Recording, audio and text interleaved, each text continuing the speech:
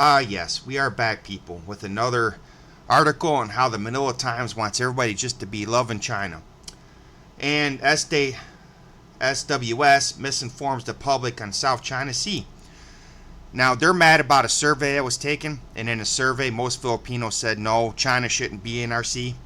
And Roberto Tiglo here, the guy who hates Filipinos more than anybody and just loves and prays China, don't matter what, is upset with you. He's upset so much, he's called you guys stupid and ignorant. We're going to get into that, right? Now, he starts off like a Karen. I have pointed out several times. Now, I have pointed out several times before that the SWS is one of the most nefarious propaganda tools. This is coming from a paper who writes more pro-Chinese articles than anybody. And he's really upset about the question. Misinformation in respondent on what the arbitration rule was claimed on 2021 polls that Filipinos clearly favor stronger action to assert the country's right in the West Filipino Sea. He's really upset about that. Really upset that Filipinos want to assert their right on their own land. He doesn't understand that. He can't understand that, right? But the poll question he's really upset with, and how they really upset at the poll question. The poll was financed by former affairs secretary, which has nothing to do with absolutely anything. The case in China, Del Rosa's wealth makes up 200. He's trying to dig into their wealth. They're trying to find information, and this information here, I'm going to post it. You can read for yourself. It has nothing to do with absolutely anything. So SWS does legitimate surveys that reflect the public opinion when questions are not ambiguous and clear-cut, such as who is the respondent vote for or if he's satisfied. They didn't put who they were for, so they put a completely neutral question in there, and he didn't like the outcome. Now, let's see if we can find it here. He doesn't even get into the question for the longest time. He just tries to go into this big rant and rave. He's going off like a Karen. So the Philippine government, all right, here it goes. In its June poll, SWS asked the respondents, the Philippine government is not doing enough to assert its rights in the country's territories in the West Filipino Sea.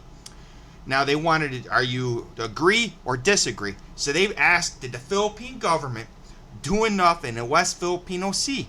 Do you agree or disagree with it? And he doesn't like that because Filipinos anonymously said they disagreed. They didn't like what's going on in West Filipino Sea, and they don't understand. So Tiglo, in his brilliance, he goes off on this huge rant, talks about the poll people and who they were, and he's trying to say that they're not for China, so all of a sudden they're biased, right? And we're going to get down to the funny part, right? The SWS also lied in his poll question when asked the respondents to agree or not to in the statement. So how do you lie? You are asking the people, yes or no. It's a yes or no question. And he's like, oh, you lied. You can't, oh, you lied. It's a yes or no question. You lied, right? And he goes off on this other thing. So here's where he calls Filipinos stupid and intellectually backwards, that you guys aren't competent enough to make any kind of decision about the Filipino Sea, right? So the SWS is ignorant and pretends ignorance of the deep flaw in opinion polls. Here's his words, he quotation himself, mistakenly assumes that everyone is politically and intellectually competent enough to interpret the questions the way the pollsters and journalists do, and all the people must have an opinion on such matters. So they ask a very simple question: do you as a Filipino agree that the government has done enough in the West Filipino Sea, yes or no? And he's saying that you are too stupid to understand that question. That's his exact words. Oh my Lord. So you can find him on Facebook. You can email and let him know about what you think about him calling you as a Filipino stupid. He's trying to sell his books. But basically that's what it comes down to. Roberto Tiglo thinks you're stupid because you want to stand up for yourself in the West Filipino Sea.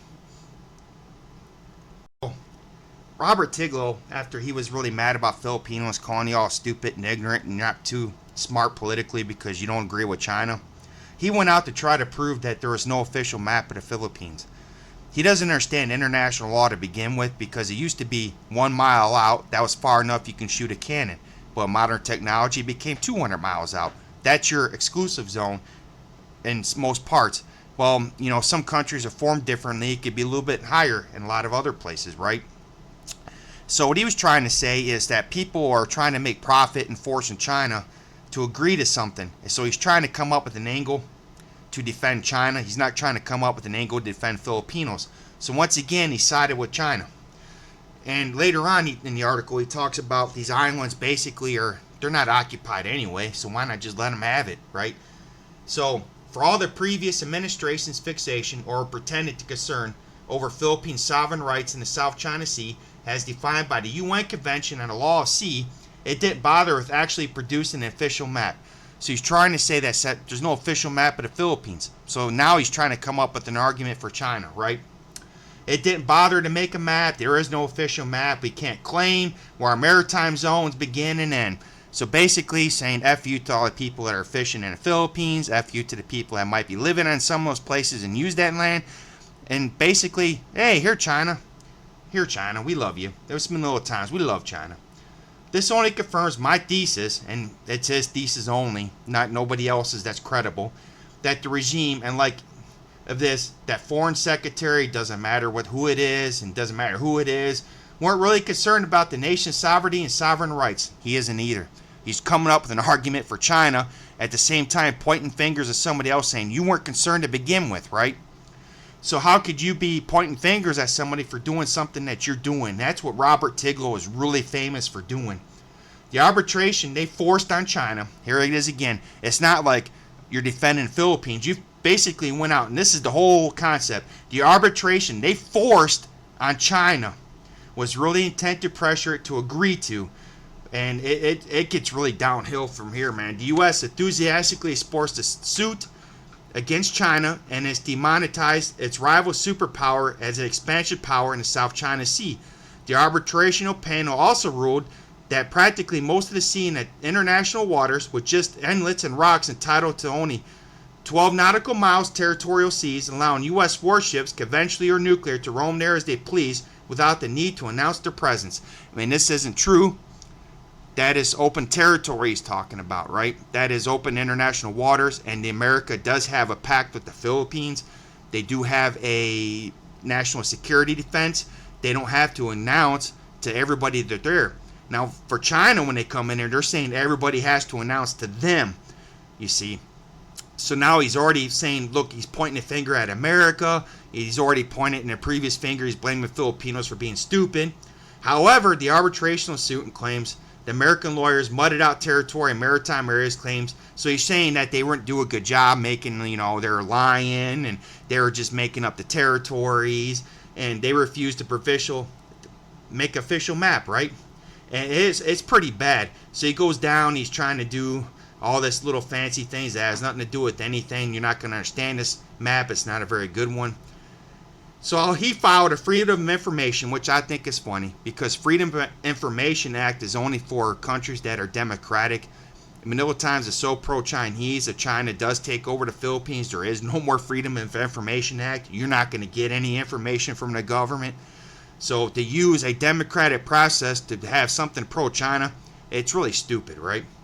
To my surprise, they denied my request, saying we're still waiting for the Maritime Zones bill to be in law. Oh, jeez, man. So I filed another request and was denied, saying exception to the right to access information due to national security. So they're saying they didn't give you a map because this has something to do with national security. I do understand. One second. Now, I do understand there's two major factors that confuse their territorial maritime claims, all due to the arbitrational suit that we filed against China. Sorry, I was sneezing. So, he says, all due to the arbitrational suit that we filed against China. What do you mean we? What do you mean we? You're so pro-China. You didn't file against China. You had nothing to do with that. What do you mean we? We. Oh, man. Claimed that since passing of the so-called baseless line law that Philippines repudiated and definition of the country's territory stipulated in 1890 Treaty of Paris.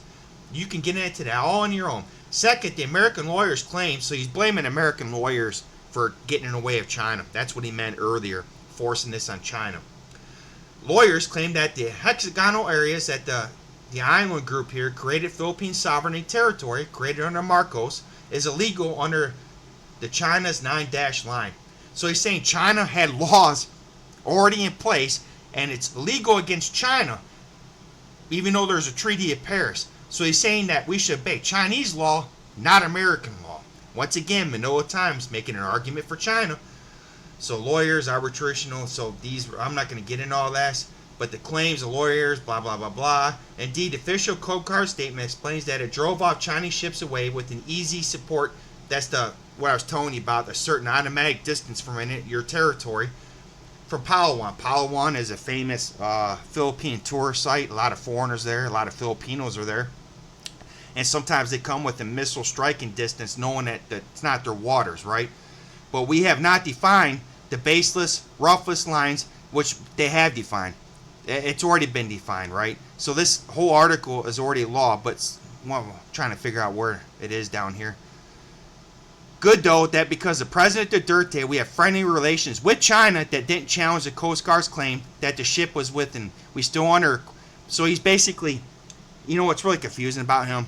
He writes all kinds of articles against Duterte, but when it comes to pro-Duterte's China, he praises them. And it's really, what do you call that, when somebody does something like that? There's all kinds of words. But can you imagine our thousands of classrooms for our students have an official map, those Philippine maps you see in bookstores? So there it goes, man. There he goes again. He's making an argument for China. He's trying to pretend he's with the Filipinos. I mean, he's praising Duterte for being, thank God we have a good relationship with China. Oh, man. So we have another pro-China argument from Manila Times, who hates Filipinos. It's by a different author this time. But basically they're saying, thank God China's part of the UN. Thank God so much, because they're so wonderful of a country, right?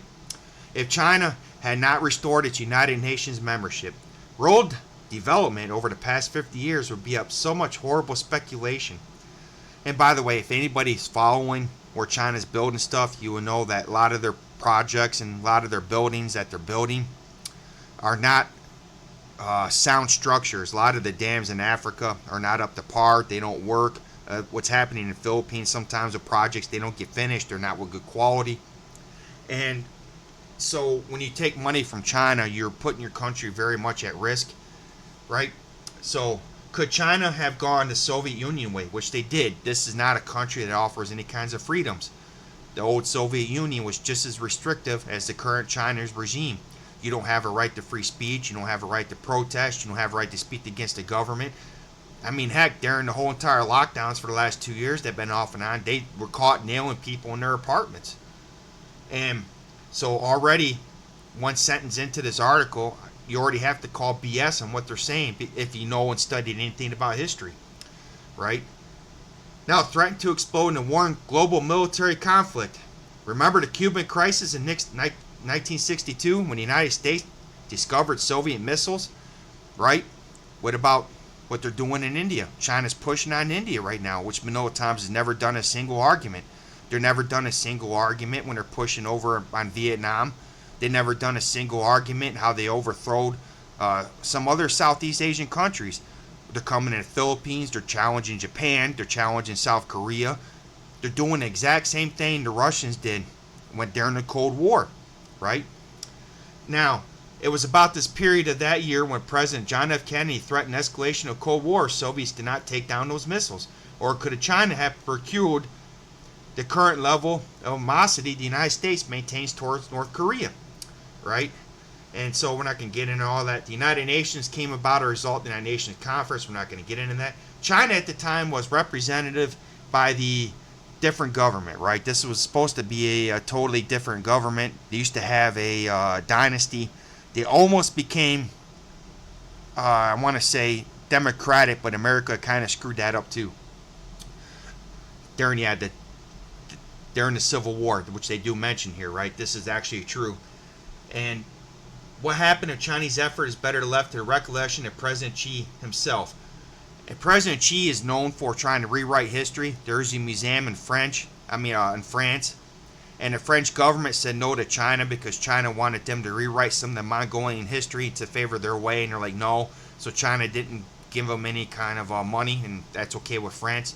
And they've been doing that a lot lately. They've been doing that all over the globe. They're trying to rewrite history. They already rewrote the Bible, which is extremely disrespectful, and they're gonna have to deal with God on that one. So on October 25th, commemorating the restoration of China's membership in the United Nations, President Xi, 50 years ago today, the 26th session of the General Assembly of the United Nations adopted, with overwhelming majority, the decision was made to restore all rights of the People's Republic of China, right? So for the past 50 years, the Chinese people have demonstrated a yearning spirit to keep the right direction in Chinese development amidst changing circumstances, thus writing the epic chapter of the development of China and humanity. Oh man, you couldn't be. I tell you what, the girl that wrote this was on her knees.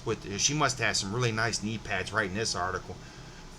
For the 50 years, the Chinese people have stood in solidarity and cooperation with people around the world and upheld international equality and justice, contributing safety to world peace and development. I couldn't believe it. When I read that, for 50 years, the Chinese people have stood in solidarity and cooperation with people around the world and upheld internal equality and justice, contributing significantly to the world peace and development. Oh my God, how in the hell do you ignore the last 50 years of everything China's done to almost start a war? Especially what's going on now. I mean, this is blatantly, oh my goodness. When I read that, my jaw dropped and I couldn't breathe for like 30 seconds. To write something so blatantly obvious that it's wrong. And she didn't even put, by the way, you always make sure you put parentheses on the other side. So she didn't write the article proper to begin with. For these 50 years, the Chinese people have held the authority and sanctity of the United Nations and practiced multilateralism, and China's cooperation with the United Nations has deeply steadied. Sorry, I'm choking because I'm laughing so hard. We should vigorously advocate peace and development and justice and democracy and freedom with the common values, humanity, work together to provide guiding philosophy to build a better world. I'm just going to stop right there. This article is so, oh my Lord, it is so baselessly wrong. Oh geez, man. What are you going to do, right? What are you going to do?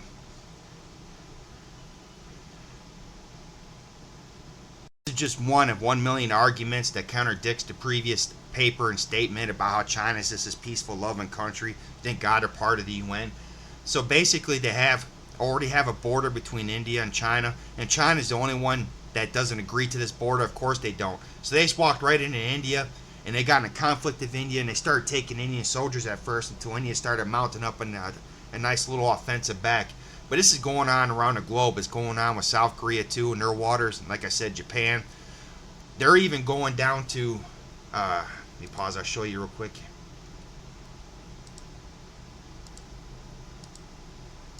China has like no respect for international law to begin with. Their own fleet have already been caught in Galapagos Islands, which is totally blocked. You're not allowed to fish there. Those islands are protected, right? And it's sad. And to have an article written at the way they've written this article, it's just it's mind-boggling that Manila Times thinks that people are so ignorant they don't have access to the internet in the Philippines. And like I said to begin with, the Manila Times thinks Filipinos are stupid. So I was curious, who was it that owns Manila Times that keeps writing these pro-Chinese articles and hates America so much? And his name is, where was it at here? Yeah, Dante An or something like that, right? And apparently he works for the, he's a Manila Times chairman and is a trusted friend and senior publicist of the former president, right? But he's also a chairman for Special Envoy for International Public Relations under Duterte. So this guy right here is the guy trying to sell Filipinos to China. He is the one that's forcing these articles. He's the one that's encouraging these articles, and he's the one that's approving it. Now, I don't understand why this guy hates Filipinos so much, but there's clearly money being involved, and it needs to be watched and investigated. And, I mean, it's not cool. It's not cool to write these kind of articles in such a way where it's harming Filipinos, and it is. And I'll explain to you why it's harming Filipinos. So, one of my favorite Manila Times articles that blatantly just puts China right on their front door. Taiwan independence is a dead end. They literally wrote that, and I was curious about the comments. Global Times is a biased Chinese source, so other Filipinos are already starting to understand this. Oh, man. You can imagine frustration, maybe some people that are keeping an eye on this just as much as I am. So Taiwan independence is at a dead end with the dollar diplomacy. It has no way out. Chinese foreign minister warned sternly of a Taiwan uh, over the recent actions, right, for Honduras. There's something going on between Taiwan and Honduras because Honduras has some kind of new leadership. They're not certain of the what's going to happen between their relations, and China don't like it because they're not going to get a say either way. And by the way, if China, I give a question out there for everybody. If China owns Taiwan, how come there's no CCP there governing? How come Taiwan's governing himself? Well, a lot of you say because they have two systems under one government. Doesn't work that way. Doesn't work that way. There is no such thing, right? So that's what China's trying to tell you, and that's what you fell for. That's on you. I like to think that I'm not going to fall for something that's stupid. So Honduras will hold a presidential election coming up here in a couple weeks, and one party opposes, the other one is for, right? Some experts on the island have estimated that probability for Taiwan and Honduras to break off their ties is 80%. So one of the Honduras people running has a likely winning, is very pro-China, and he might break off all ties with Taiwan like China wants him to, right? Now, a gathering to the One China principle is shared aspirations of the people and what general tendencies indicate. So basically, the title of the article already in the first, 4 or 5 paragraphs that they wrote had nothing to do with the title of the article. So the title of the article could have been, instead of this, is Honduras and Taiwan might have bad relationships after next election. That was your title. This has nothing to do with what you wrote. How in the world is Taiwan's independence at a dead end over Honduras? That doesn't even make any sense, right? So Taiwan independence is a dead end. A dollar diplomacy has no way out. And it's sad that this is not even an article written for the title. That's how bad Manila Times is getting. They're not even writing for the title anymore. They're just blatantly saying China's great, everybody else is wrong, there is no independence, you all will bow to China.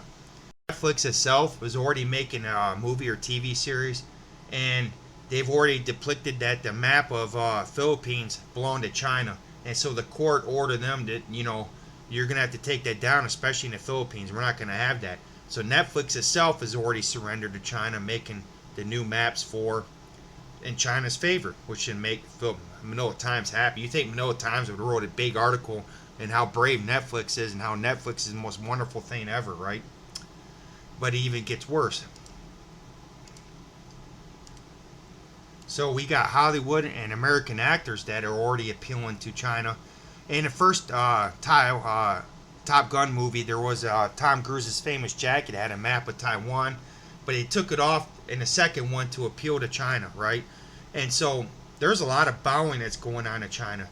And when you as Manila Times are writing these articles for China, you're not thinking with your head straight. You're not thinking. You're more worried about money and you're more worried about being paid. Now, we already know that Duterte already has an extremely weak stance against China, and it's gotten out of control. Now, fishermen have had their boats sunk. They've had their fishing gears taken. They've had Coast Guard was ignored in their own waters by Chinese vessels. And this has consequences. So now they're driving down to Palawan. They want to take Palawan. They're going to try to say it's theirs. China's already making laws on Philippine waters. Now they're trying to make their factories here print that this is a providence of China. China's so confident in their relations with Duterte that they know that Duterte would just bend over and just take it and do nothing. If it wasn't for that Filipino mayor, Mayor Isco, those factories would still be open because Duterte wasn't going to do anything. So all this pro-Chinese crap that you guys keep writing, it has consequences.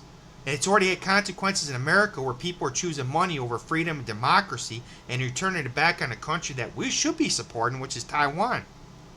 So as of right now, the Manila Times is really anti-Filipino. I mean, extremely anti-Filipino. And at the heart of its core is the owner and its writers. And it's got to stop. But it's up to you Filipinos. I can't make you get angry.